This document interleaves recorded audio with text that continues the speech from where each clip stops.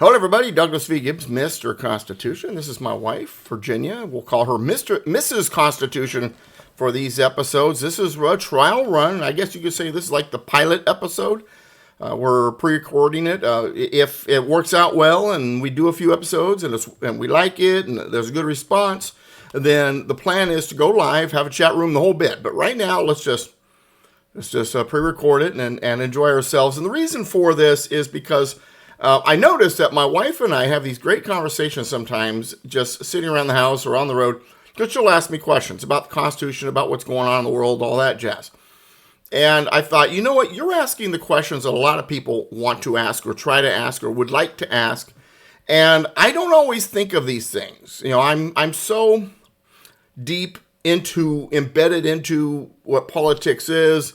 I don't know if embedded is the right word, but something like that I don't always think of what the average person who doesn't understand the Constitution like I do, or isn't a political junkie, maybe, I don't know, like I am. You know, what are their questions? I'm surprised sometimes what people think or what they say, because I don't realize that not everybody is not completely fluent in political whatever.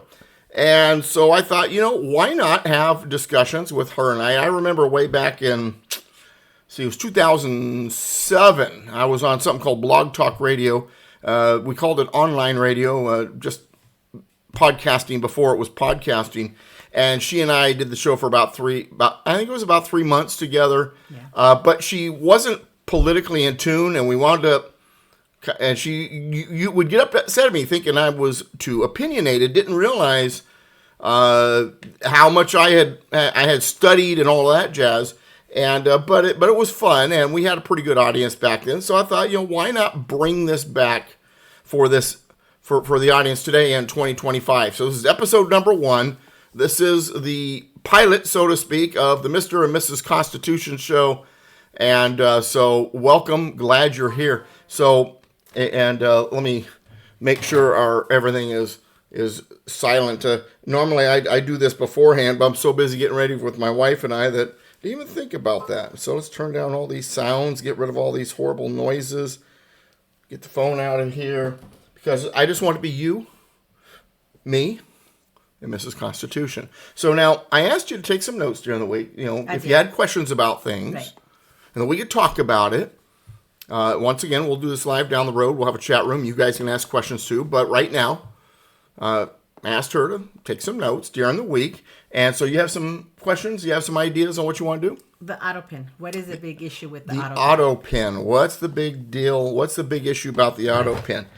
And, you know, I'm gonna write a note here so that I can make sure I accurately indicate in the info section at the website here what we talked about. So first is Autopen, and that's a good question, actually. A lot of people are not, and I'm surprised because, like I said, I'm so into this. I know what's going on with it. And by the way, if you're looking to tell people where we are, YouTube, Rumble, Brighteon, BitChute, social media, Facebook, X, LinkedIn, True Social, all of them. The keyword is Douglas V. Gibbs right there in that red bar below there, down there. See that? That'll give you all that info. And of course, I'm always also writing at DouglasVGibbs.com. All right, so what is the Autopen? What is the big deal? Why is it in the news? Why is it being said that it's the biggest scandal? Virginia, first of all, the President of the United States is seen as the head of the country. He's the figurehead, he's the head, he's the grand poobah, whatever. We don't have a king, we have a president, so he's not a ruler, but he is seen as head of the government, head of the United States. He's the face out there with the rest of the world. Now, from a constitutional point of view, Congress actually has more responsibilities and is I would say slightly stronger than the president. But on the things that the president is authorized to do, he's got a lot of power. The founding fathers wanted the president to be very strong, energetic when needed, but yet limited when it came to domestic issues. So that means that the president, and as time has passed over the last 200 plus years, the presidential position has become more powerful, precedent because of other presidents that have done things, and the president wields quite a bit of power. So if the president is wielding that power, and that's the person we voted in, and things are being done by the president, we want it to be the president who's doing those things. The president who's signing the executive order, the president who's ordering things, and so on and so forth. And also, this is kind of a misnomer, but we want quote-unquote democracy. We're not supposed to be a democracy, we're a republic. But what people mean by democracy sometimes, they don't fully understand the dangers of what democracy is we the people, our voice, and that I get. And so we not only have this president that's supposed to be our guy, he has all this power, but also we're not really happy if people who are not elected around him would be making his decisions for him. So the Autopen, and I can't remember exactly when it emerged. It's a relatively recent creation.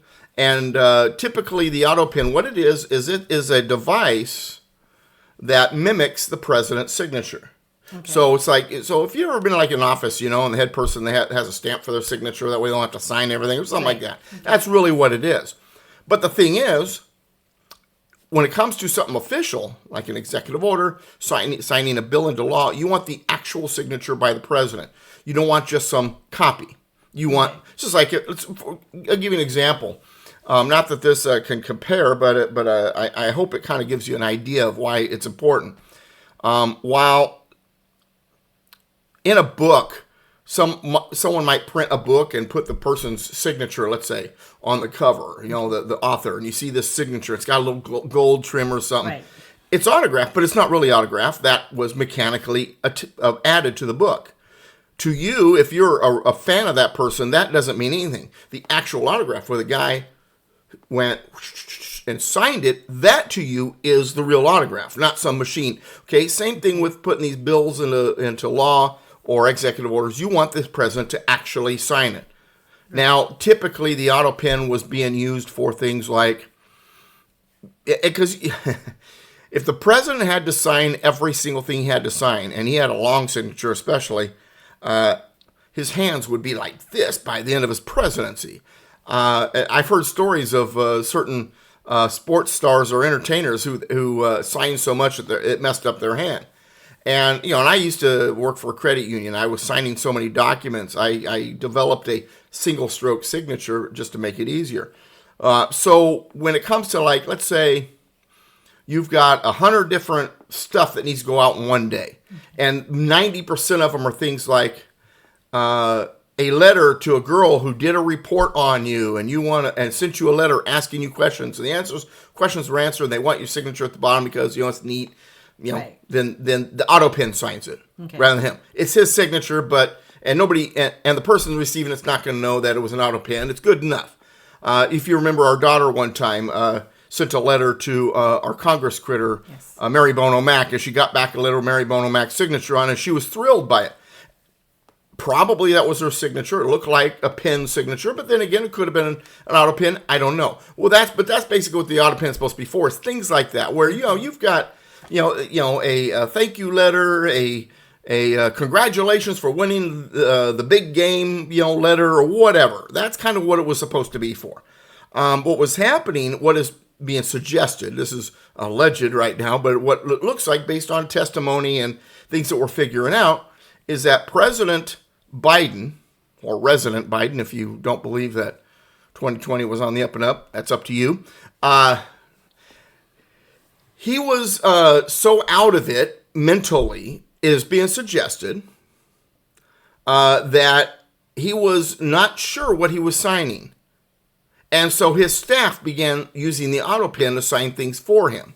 But then what began to happen was things were getting signed that he didn't even know about. He didn't realize. They were being signed with his signature by the Autopen. And while he says, oh no, everything that was signed, I said okay for, is what he said. We know that Democrats lie. But it's being suggested that, especially pardons. Okay. A lot of the pardons, things like that, were being signed by the Autopen by direction of staff. Now remember, this president of the United States, it's important to us that this person is representing us. We voted for him, all that jazz. Now you've got a bureaucrat working for him. You didn't elect that person. Nope. You didn't give that person permission to do the president's job for him, but yet they're the ones directing the machine to sign this, sign that, and it's stuff that's just completely ridiculous. 3 of the pardons went to Chinese nationals that were, one of them was like a pedophile or something like that. And we're like, why would he pardon He didn't. We're finding out, maybe. It was the Autopen. It was the direction of somebody else. So that's why it's such a big deal. Now, here's why it becomes an even bigger deal. They lied to you about it. First of all, they lied that he was having any mental decline. And you remember early on, about a year and a half, maybe 2 years in his presidency, I'm like, the dude's not all there. Everybody knew it. It was obvious, and the Democrats were lying about it. Oh, no, he's in the best whatever ever. And now they've got a congressional inquiry about it. And so far we've had, as of the time that this was taped, 3 staff people, one of them being his doctor, plead the fifth, refused to answer questions about his mental abilities, his mental soundness. You plead the fifth normally because the Fifth Amendment says that you have a right not to self-incriminate. Which means... So in other words, what you might say might incriminate you. Right. They're pleading the fifth. Now, this is not a criminal investigation. If they said, oh, yeah, he was totally out of it mentally, they weren't going to go to jail. So they wouldn't be self-incriminating. So then who are they protecting by pleading the fifth? One asks. Good question. I don't know. It's a cover-up about his health. And the cover-up goes so deep that they're not only lied about his health, his mental acuity, whether or not he even knew what room he was in, but now that lie goes to the Autopen. Did he know that his signature was being used for certain things? I don't know. As an American citizen, you want your president, first of all, know what's going on. Second of all, know what's being signed. You don't want a bunch of unelected bureaucrats running his job. That's not who you voted for. True. And they lied about it. Now remember, Bill Clinton was impeached during his presidency. And everybody says, oh, he's impeached because he got, you know what, from Monica Lewinsky in the Oval Office. That's not why he was impeached. He was impeached because he lied about it.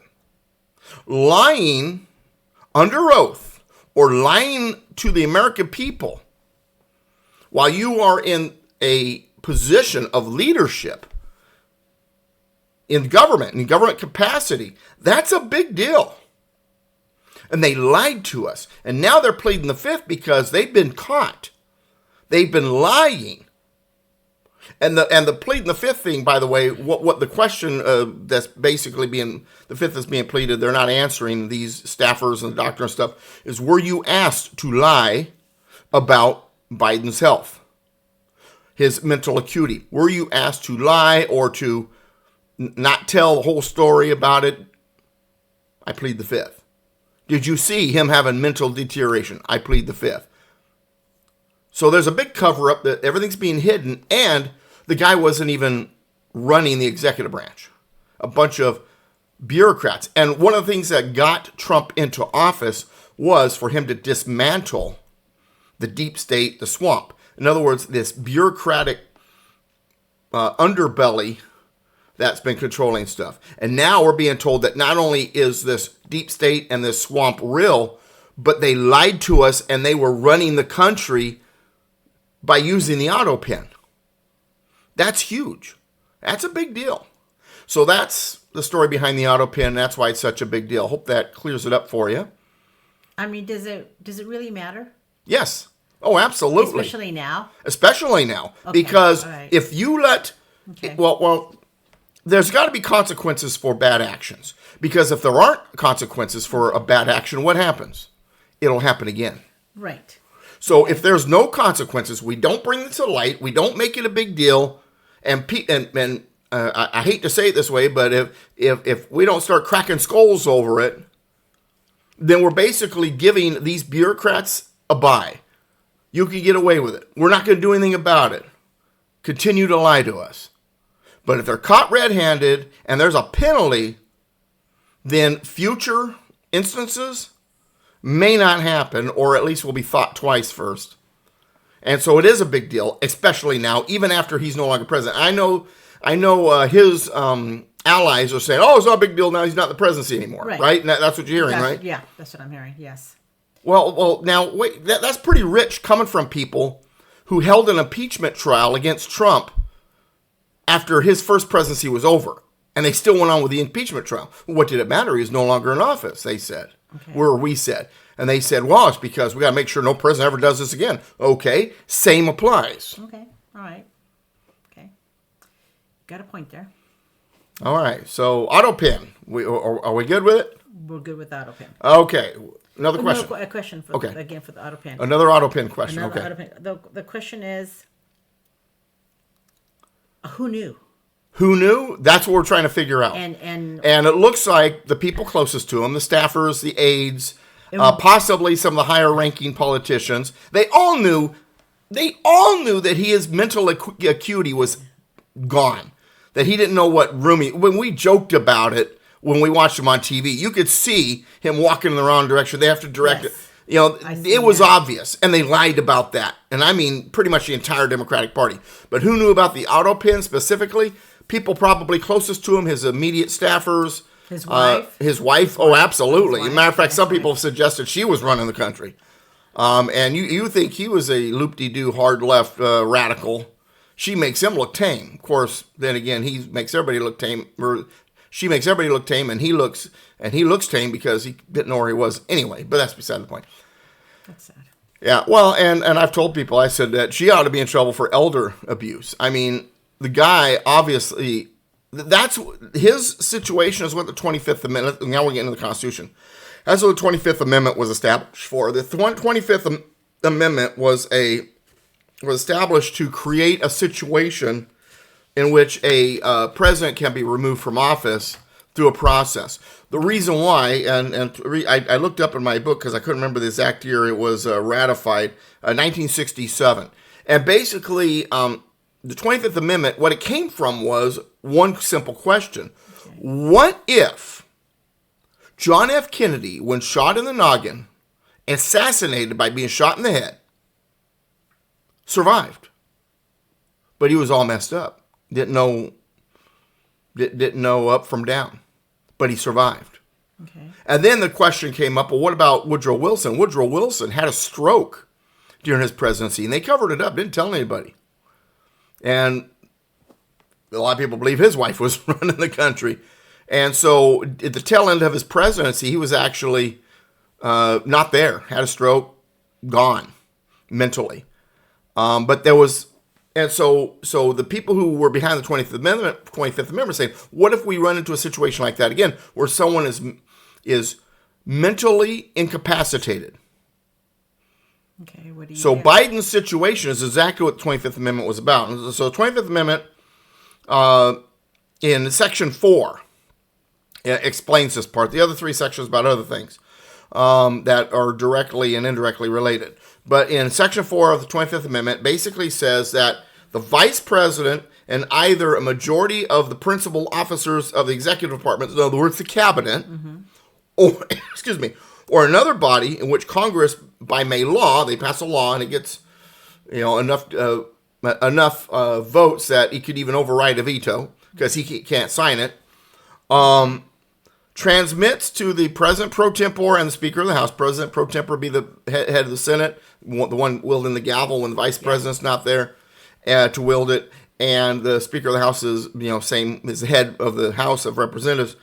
That they believe he's unable to discharge his duties, then the vice president immediately assumes power. Now understand, it takes either a majority of the cabinet or a body created by Congress and the vice president in order to do this. So the vice president, who's supposed to be an ally of the president, has to be in on it too. So, and that's kind of a check to make sure it isn't just a straight out mutiny.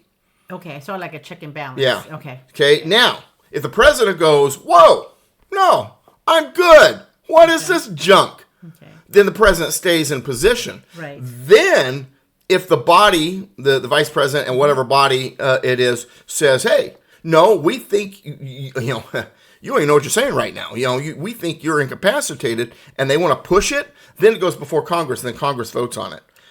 But it didn't go that far. But, well, it's the 25th, and then it would take 2/3 of Congress, both each house, Okay. to vote the president incapacitated, vice president take over. It's never happened. But the thing is, when it came to Biden, the vice president, Kamala Harris, was a part of the problem. She's not going to be a part of saying, hey, there's a problem here. She was saying, oh, no, he's fine. He's as sharp as ever. And without the vice president, it can't happen. Okay. I understand. So you could have a body, you could have all of Congress going, whoa, the guy's nuts. If the vice president's not willing to play along and to remove an incapacitated president or a president who's not all mentally there, then it's not going to happen. And she was, oh no, he's as good as ever. She was lying. She was not, yeah. Because we know he wasn't. Right. Okay. So, but that's what the 25th Amendment is there for. And it wasn't used. But meanwhile, you've got the opponents of President Trump calling for the 25th Amendment to be used against him, saying he's mentally unstable. Which doesn't make any sense to me. No, he's about I hope I'm that sharp when I'm his age. I hope I'm even 2/3 as sharp as he is at that age. I mean, he's like 6 months older than my dad, and my dad, one time was working real hard. My mom was like, honey, you're working too hard. Why don't you settle in? He's like, no. Trump's only 6 months older than I am, and I'm falling behind her. I got to catch up to him. I got to be as I. So, it's kind of funny. But anyway, so 25th Amendment should have been used, didn't get used, partly because the vice president was in on the big lie. All right. Anything else on this issue? Or do you have another question that you took notes on? I'm good with that. I'm good with the Autopen thing. Now I understand it. Okay. And it makes sense. But can something still be done about it? Well, yeah, that's why they're investigating. I mean, obviously you can't remove the president. It's too late for that. Well, yeah. But if there are people who lied, perjury, and they lied to Congress, or they're lying while in office, there's got to be a penalty somewhere. I don't know the details on U.S. code or the rules of Washington D.C. on what the penalty would be. But if you're lying to Congress, if you're lying to the American people, there needs to be a penalty. Because otherwise it's going to happen again. It'll happen again. And we're not just talking someone's mental decline, anything. For the bureaucracy or politicians be lying to the American public about the President of the United States on anything, or just lying to them about anything, period. Richard Nixon resigned over lying about Watergate. Clinton was impeached over lying about Lewinsky. Wow. So lying, it's a big deal. Whether it's by the president or anybody else in a high position, that is a big deal. It's a huge deal. Yeah. Okay. All right. Any other questions, or are we just on the Autopen and that's it? Gavin Newsom. Gavin Newsom. What about him? Gavin Newsom being the governor of California, for those of you out there who don't know. Did he go on vacation or something to North Carolina? It wasn't really vacation. Some people are saying he's, what's the word? He's early campaigning, even though he says he doesn't want to run for president. I know, but so it was vacation or no vacation? Why his state was burning? Well, his trip to North Carolina happened after the state was burning, but you're talking about the Palisades fire, right, yes, yeah. No, he didn't take off on that. Now, L.A. Mayor Karen Bass was gone. She was somewhere in Africa.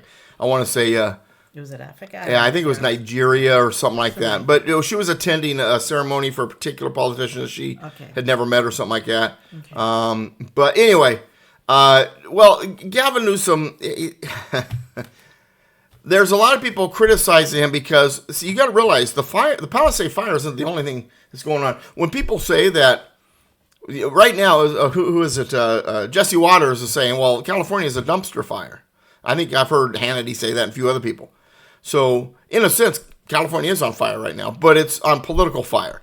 The state is in big trouble. It's funny because when I was young, and you were young, California was Reagan country. Yes. California was a conservative state. It was a huge economic power.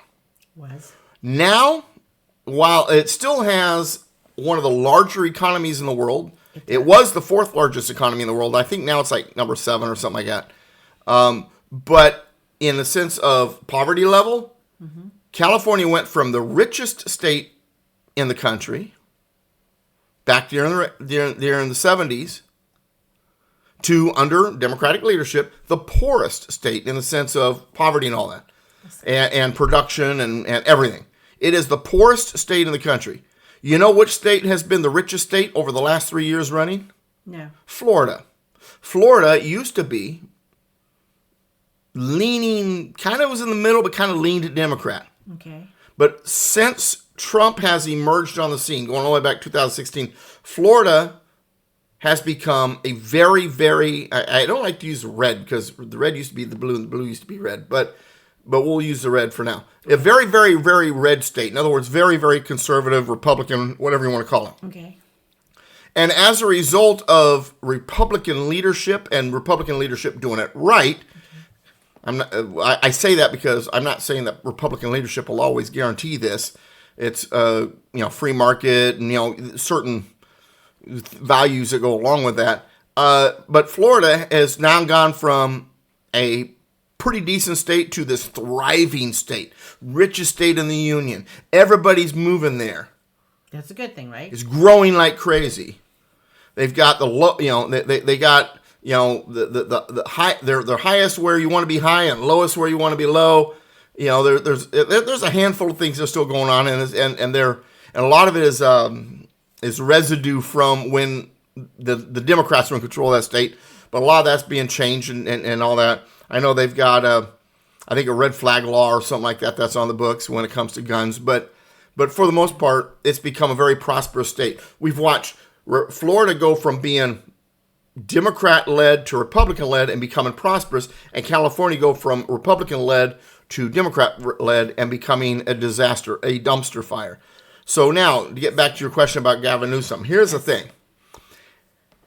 He and Kamala Harris are very similar in the sense of their hard left radical ideas, but they lie about it. They try to look like they're centrist. In other words, they're somewhere in between. They're moderate. They're in the middle. They're balanced. They're not too radical lefty, but they're not quite conservative. But they're somewhere in the middle. They're really good at that, pretending to be. Okay. Gavin Newsom is as far left as Zoran Mamdani, the guy who's running for mayor in New York. Straight out communist. What Gavin believes in, he'll turn around and tell you it's not true after he says it is. I've got a saying, when it comes to Democrats, what's the answer to the question? Whatever benefits them. Whatever benefits them most at the moment, even if it contradicts what they said 10 minutes ago.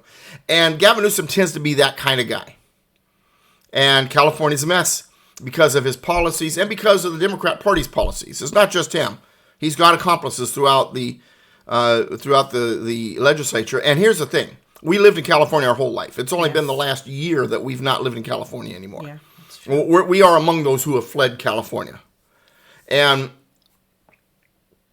we've watched our state, what was our state, go to, we got out of there. Yes. And when you look at what's going on there and the people leaving and the policies, one of the things that contributed to it, aside from the Democrats grabbing hold of it and getting a supermajority, was term limits.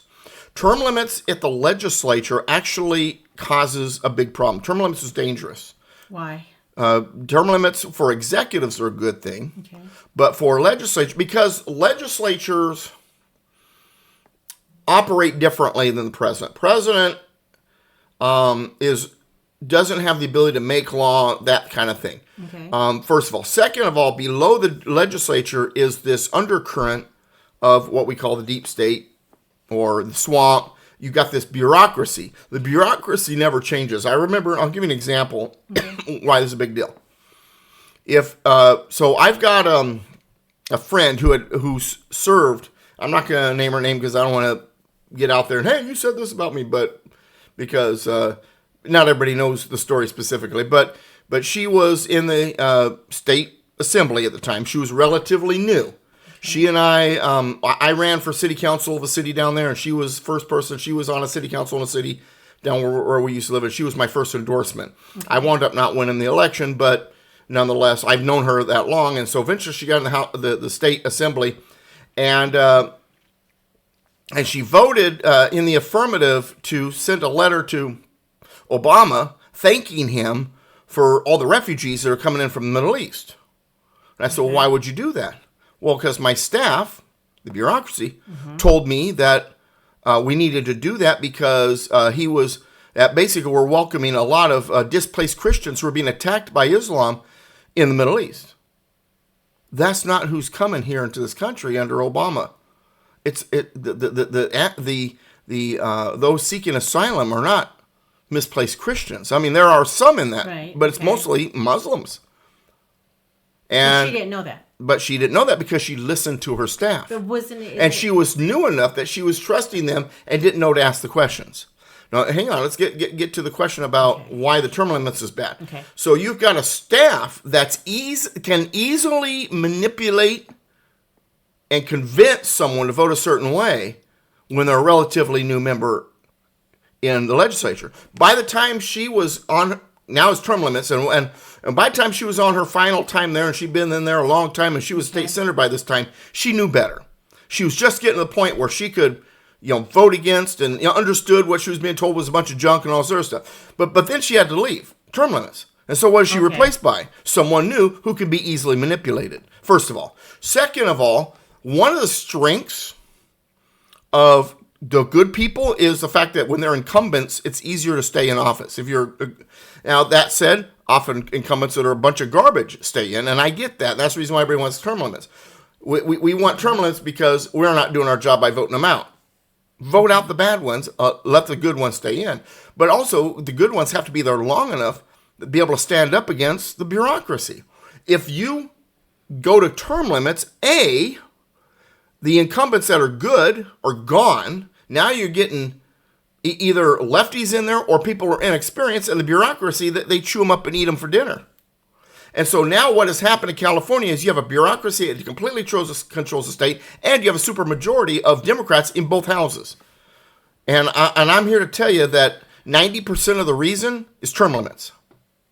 So you're saying term limits are good? They're bad. They're very bad. Okay. At the legislative level. They're good for executives. You don't want an executive to stay too long because then you get this kind of king-type attitude. And they're not in control as much as people think. The legislature and the bureaucracy is really where the power is. You got to have a legislature that's capable of standing up to the bureaucracy. Otherwise, the bureaucracy runs everything. Okay, so how do you do that? Well, this is what I think ought to happen. Okay. No term limits for office holders, legislators. However, at the state level and at the federal level, whenever there's a new governor or new president, all of the federal staffers that directly work with the three branches, particularly the executive and the legislative, but all three branches, get their pink slip, and if they want to keep their job, they got to reapply. The good ones will probably get rehired. But that's a way to get rid of the problems, to get rid of the ones that we know, because there's a record of them being partisan or negatively influential. And that way you get a turnover instead of the same bureaucracy that's controlling things, and they're embedded and they've been there for 40, 50 years dictating, and these new politicians going, okay, I believe them because they're staff. I have a friend of mine who was a city council member, and he actually got in trouble for not listening to staff by the other city council members. They were trying to, paint him as a bad person because he wasn't listening to staff, and censure him for not listening to staff. Well, he didn't listen to staff, and he read every single ordinance. And it was funny because sometimes they'd be talking about an ordinance in front of the crowd there in the city council meeting. He'd be like, "Well, doesn't such and such on page 66 bother you?" They're like, "What are you talking about?" And they go over there. "Well, how'd you know that was there?" "Because I read it." See, the other people didn't read it. They asked their staff, "What does it say?" Whoa. So they're dependent on their staff. He wasn't listening to staff. Why? Because he listened to himself. He read it himself. The staff.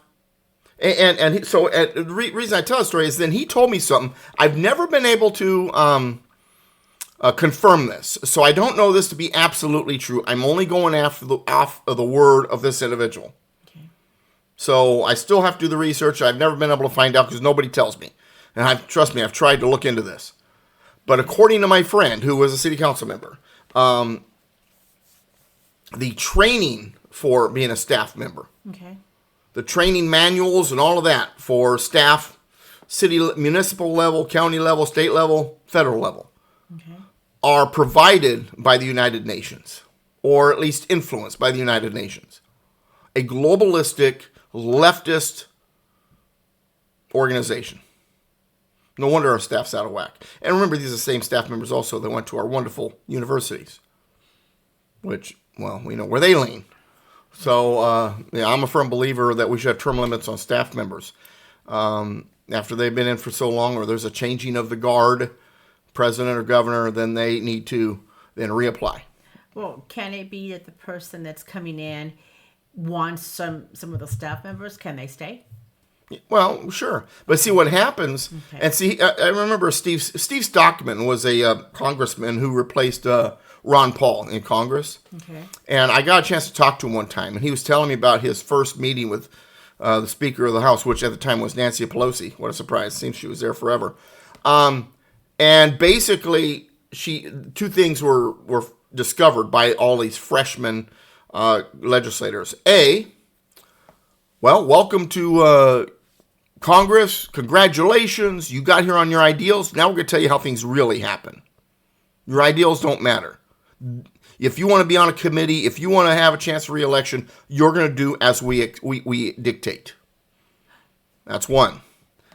The other thing was you're getting this staff or they're being assigned to you. You have a couple spots you can pick for yourself, but for the most part, your main staff, we're assigning them to you.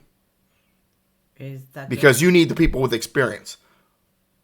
Oh. And so now you're being told a bunch of garbage by staffers who are planted into your office. So they don't have a saying.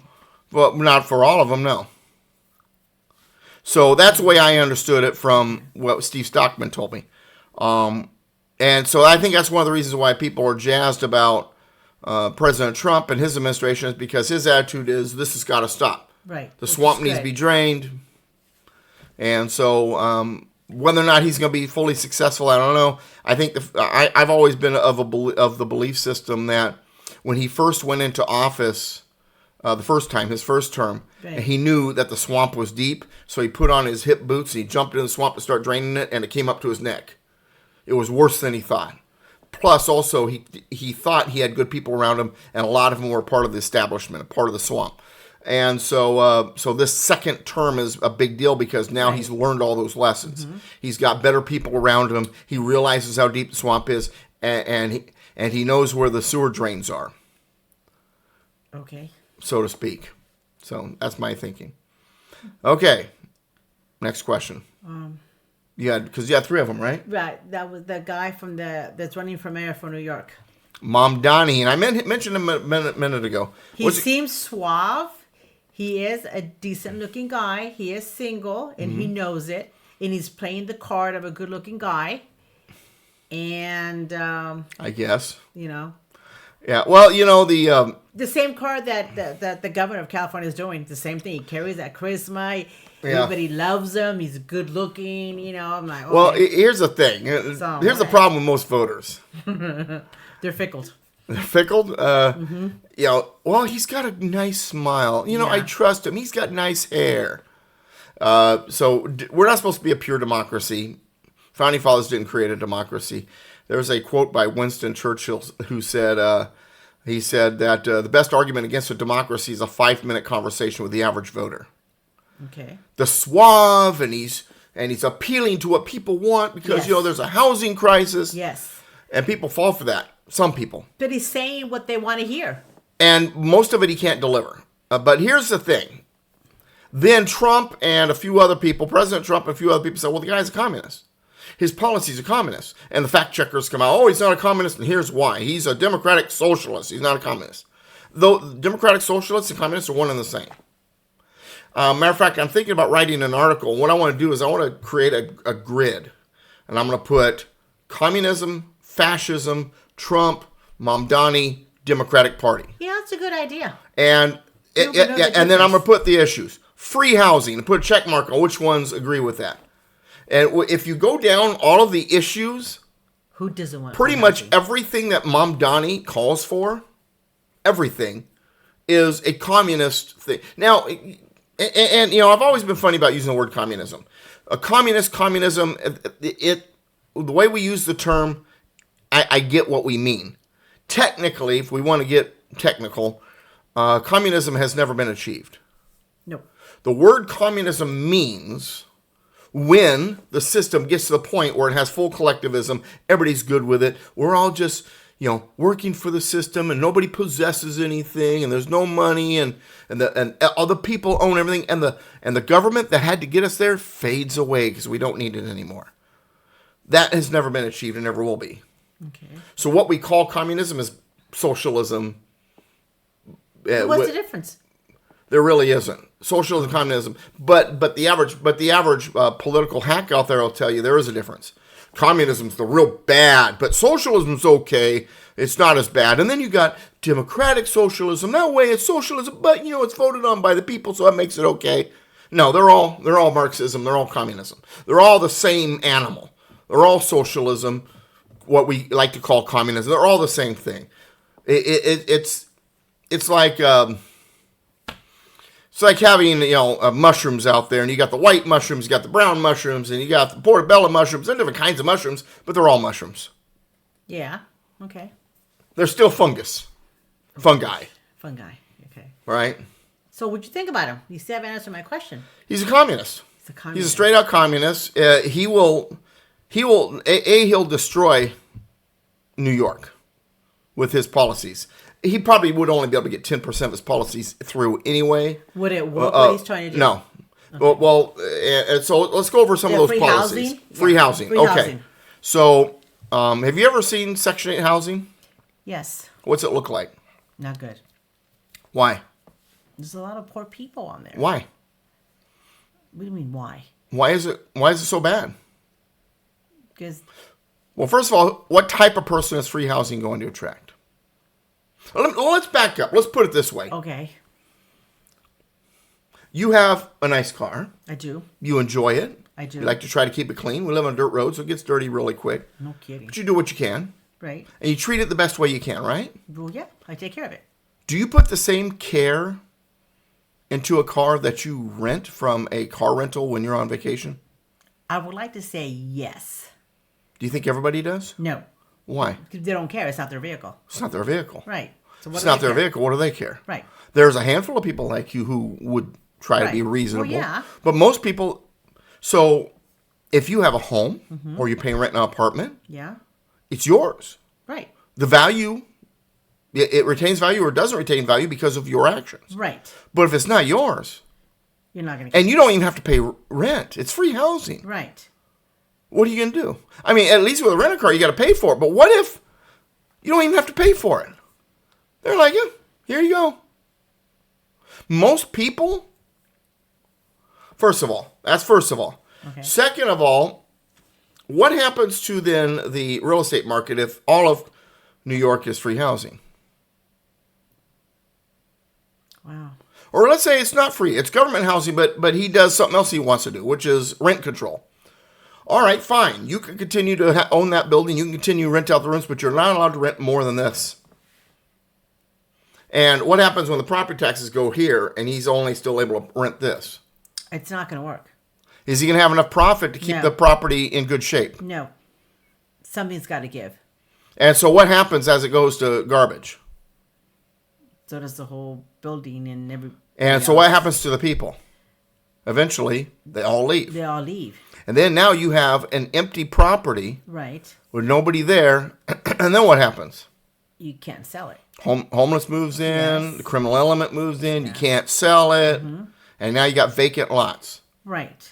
And what happens to the people who aren't destructive and they're good people, but this is going on around them in their neighborhood? That's sad. They leave too. But they have no choice. And no one can afford their place that's up for sale. Right. No one wants to buy it because it's in an area where it got all this Section 8 housing. So, so first of all, that's a problem. Okay. One of the best investments for people is property. The older generation, our generation, older, homeowners. This younger generation doesn't think that they'll ever own a home. And partly because of stuff like that, policies like that. It's gotten to the point where it's either too expensive or it's in a place you don't want. Right. Okay, so what's another one of his policies was the government-run grocery store. Yeah, how does that work? Well, here's the thing about government-run grocery stores. Okay. Government doesn't seek profit. Okay. Now, if you're a business owner and you're seeking profit and you've got a competitor across the street, what are you going to do? What am I going to do? Yeah, you got a competitor across the street. Okay, I'm going to lower my price just a little bit. You're going to lower your price a little bit, and what else are you going to do? You're going to make sure you have better quality. Well, yeah. Better quality, lower price. Right. If you're the government, you own it, there's no competition because they're all government-run grocery stores, what do you care about the quality? You don't. And so, well, yeah, but Doug, come on. You think people are that way? Yes. All right, so if you're a government worker at a grocery store rather than someone who's working for a raise, it's just a government job, are you going to take pride? I would. I know you would, but I'm talking about most people out there. No. Probably not. No. Historically, whenever the government owns something, it always goes bad. Always. But here's the thing. Okay. Mamdani says, well, I'm not a communist. I'm a democratic socialist. Well, what is communism? Communism is government owning the means of production in order to control it. Okay. So what is a government-owned grocery store?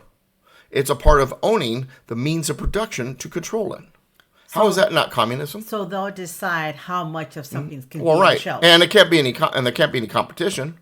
Government can't have competition, so they'd all be okay. So remember my They'll be the same. So where we used to live in Southern California, remember my oral surgeon? Yes. He's originally from Poland. Right. He grew up in communist Poland. Right. All the stores are owned by government. Got it. He says, so, you line up in the snow at 6 o'clock in the morning to get into the store. Because the store only has so much stuff, so you got to get in line early. So you get in line at 6 o'clock for a store that is supposed to open at 8 so that you're ready in line when it opens at 10. So wait a second. Why would it open at 10 when it's supposed to open at 8? Yeah. Says, what do they care? They're going to get paid no matter what. They're government employees. How sad. And then when you finally get in the store, all that's left is like soup bone. So you get a soup bone. That's all you can get. There's no more meat. And the store's shelves are empty. Then you remember my friend Arkady. He grew up in Soviet Ukraine. Right. And he says he got to America and the shelves are all full. Yes. And he was shocked. Yeah. And he was shocked that you can get strawberries any time of the year mostly. Yeah. He says, well, strawberries not in season. And the lady's like, well, try one. He says, good. He thought it was like a wax strawberry. And then he was shocked by the different flavors of yogurt on the wall. And remember him telling the story. It's all these different flavors. I said, well, what is that? And it was all different flavors of yogurt. You got blueberry, and you got strawberry, you got vanilla. And he's like, oh, in Ukraine, we got one flavor, plain. He was amazed by... So what happens when you have government-owned stores? That.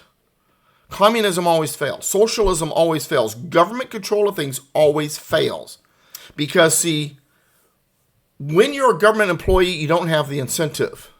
There's no need when you are an owner of a business, you have incentive because you want to make profit and you want it to grow. When you're an employee, you have incentive because you want to move up in the company. Yes. And some of you may even say, hey, maybe someday I'll own a store like that. I'm going to work my way up. Right. I'm taking care of my family. I can get a raise. I can do better for myself. When you're a government employee at a government-owned store that doesn't care about profit, so they may or may not have such and such product because they don't care, everything falls apart. So, and then when government owns everything, who innovates? Nobody does. Because, see, the innovators are everybody goes, well, yeah, but those business owners, they're so rich and it's just not fair. When they first opened their business, who was staying up late at night? Who was doing the job of 2 or 3 people working 15 hours a day and taking the risk of putting their money into it, hoping to make it, well knowing that after 2 years, most new businesses are gone, and after 5 years, only 2% of the original have survived. They're the ones who took that risk. No one's going to innovate if you don't have the incentive of doing really well, taking that kind of risk. Yes, true. Nobody innovates. So if government fails and the stores close, who opens new stores? Nobody. No, yeah. So the government's going to be like, oh, well, we can't afford it. So the people suffer. And no one's going to take on. So now you're driving further to go to a store that has not very much and a long line because yours closed. Right. That's what happens every time when you have government owning stores and owning everything and controlling things. It sounds good on surface. Oh, I get it for free. Well, also, you don't get things for free. It comes out of your taxes. I remember when I was on Blog Talk Radio and I had a listener out of Toronto. And I was talking about socialized medicine and how at the time I was working in construction and we had a PPO. You remember, it was a really good PPO. Yes. But we were spending what? Like $900 a month, something like that? Yes. So even after the company paid for part of mine and part of my wife and the kids, we still had we were still spending like $800. Yeah. 800, 900, something like that. It was a real high number. And so I mentioned that on the show. So this woman from Toronto calls in, and because I had said, well, you've heard the old saying, right? You think health insurance is expensive now, wait until it's free. No. And so she called in and she says, well, we've got socialized medicine here in Canada. And I remember when we made the switch over. So let's talk about it. Let's see who pays more. Okay. So she broke down how much she pays in taxes for healthcare. What they take out per month out of her taxes to have her free health care. Then she says, and then when the health care first came out, they were covering everything. Then government realized they can't afford everything. And so there were some things they stopped covering. So if you wanted to have those things covered, if you wanted to have some type of safety net in case that happened to you, you needed to buy what was called supplemental insurance. So you have your free health care from the government plus supplemental insurance to cover the things that the government won't cover in case you get sick with whatever it is. Right. And then she told me how much she paid for her supplemental. Which is? And then on top of that, even sometimes the health care and supplemental didn't pay everything, so there was still some bill you would get, and she had a situation happen not too long ago. She's telling me about that. But not counting that, just what she was paying in taxes and for her supplemental insurance, she was paying more per month than we were for our PPO. Oh. For free insurance. That wasn't free. It was more expensive. This is what happens when government controls things. And so Mamdani, get back to your original question. Yes. He's a straight-out communist. AOC, straight-out communist. Bernie Sanders, straight-out communist, honeymooned in Moscow when it was part of the Soviet Union. But people Democrats, the Democratic Party at this point are a bunch of communists. Most of them won't admit it. They say, no, we just believe in soft socialism. But don't people realize this? People don't. They believe, a lot of people believe the garbage. Plus also, if you're someone who doesn't want to work, doesn't want to participate, doesn't think much of themselves, whatever, and you're dependent on the system, aren't you going to be excited to vote for someone that says stuff like that? Well, I'm going to get more free stuff. How about that? Okay, makes sense. Okay. I mean, you've seen some of the videos where Trump is saying for some of the Medicare. Not Medicare, but Medicaid and like Medi-Cal and stuff like that in California, the Medicaid stuff. That in order to get it, if you are between this age and that age and you're able-bodied, then you have to show you're at least trying to get work. Right. Yes. Or working or volunteering for something. You see the videos of people complaining and says, hey, I can't work. It's a horrible thing. I don't want to or whatever. There are people out there like that. Sad, but true. Now, I worked all my life. I don't work your normal job anymore. Now I do stuff like this. I write books. My work is different. But part of the reason why I'm able to do this is because I worked all my life. We saved our money. We bought a house. We sold the house, took that money. We got another place. We don't have a mortgage now. All of that. But that's something that gets worked towards. Right. But when you're but you can't work towards something like that if you're in a system where the government controls everything.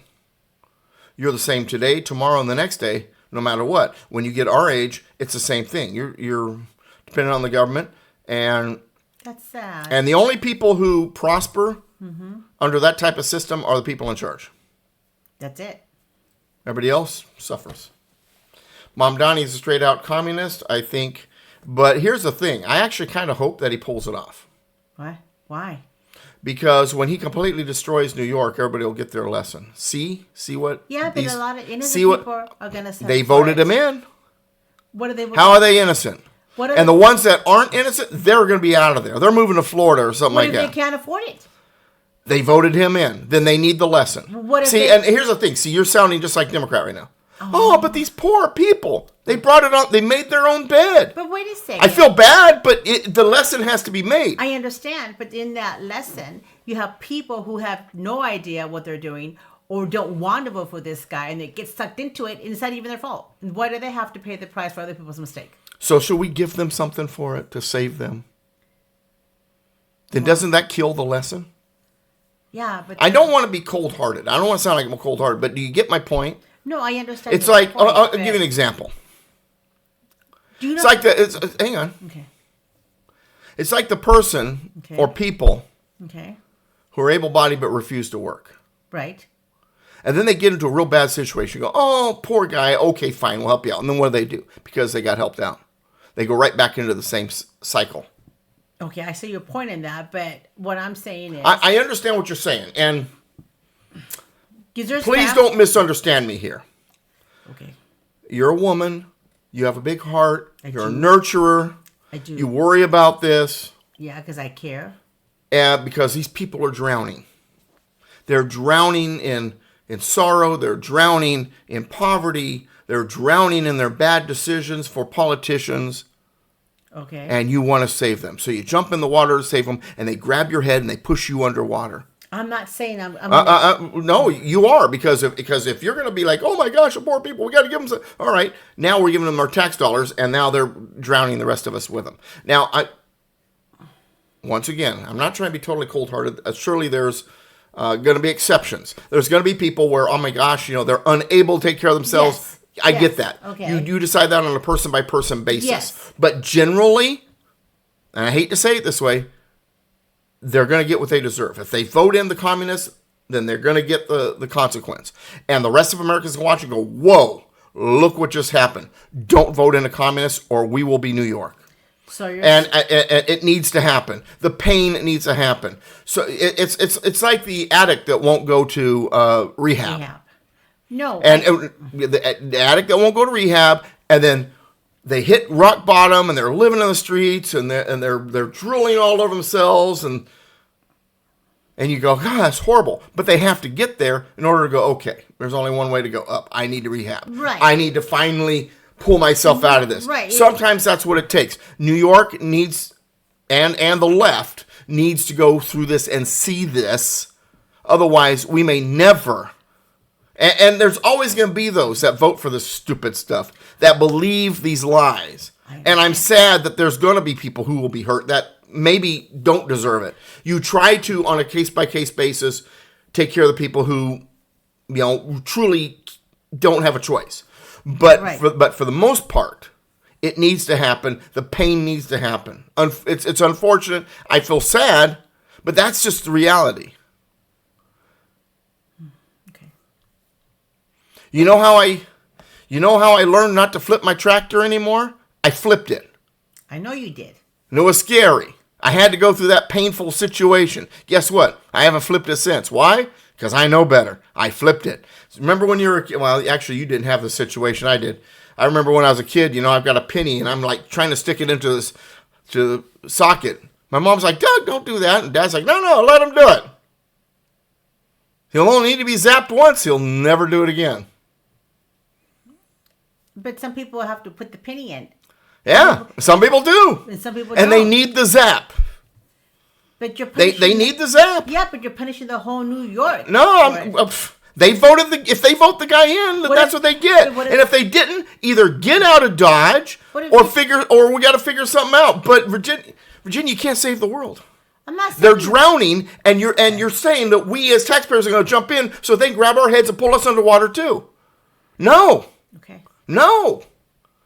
Okay. If they are going to head for communism and vote in a communist Islamist, okay, but then they need to go through that process. who did actually know what that is? And thing is, and here's the thing: there's a They light at wouldn't the end even of the know tunnel. Even if New York does vote them in and they completely, yeah. that doesn't mean it's to stay that way forever. No, except for how long? Well, you know what'll happen when it goes to that garbage? No. They'll vote in someone like remember when Giuliani was mayor of New York? What happened? Yeah. It became one of the safest cities. Yes. Because he didn't play these games. No. They hit the rock bottom, and you go, oh, they're going to suffer. Yeah, but you know what? They're not going to like the suffering. So what are they going to do? They're going to vote for another Giuliani or something better. Okay. All right. Well, and Mamdani will be gone, and the rest of America will go, whoa, look what happened in New York. Well, stay away from communism, or it'll be you too. Well, we'll see what happens. I would like to see it happen because we need the lesson. I know people will suffer, and majority of them brought it upon themselves. They made their own bed. Do they actually learn from it, Dang? I hope so. But so because you're not sure they'll learn, you don't give them the lesson? Okay. I'll be with you. I know it sounds harsh. I get it, but this is what has to happen. All right, we've been doing this for a while. I've enjoyed this, but I think it's time for us to stop for the night. So we're going to record. This has been recorded. So for those of you watching, you go, wow, that was fun. We're going to try to do it every week. So just go. I don't know if YouTube will be happy with some of the stuff I said or not. We'll see. I'm gonna put it on YouTube. I'm gonna put it on Rumble.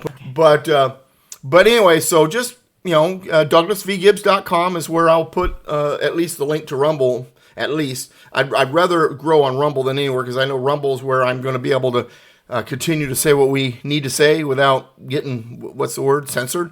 But hope you enjoyed it. We'll see you next time. We're gonna try to do this every Friday. We did this kind of late on Friday, so you probably didn't see this till Saturday morning or something like that or later.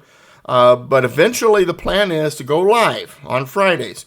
Send us emails. I want to hear what your questions are, what your thoughts are, what the best time on a Friday would be.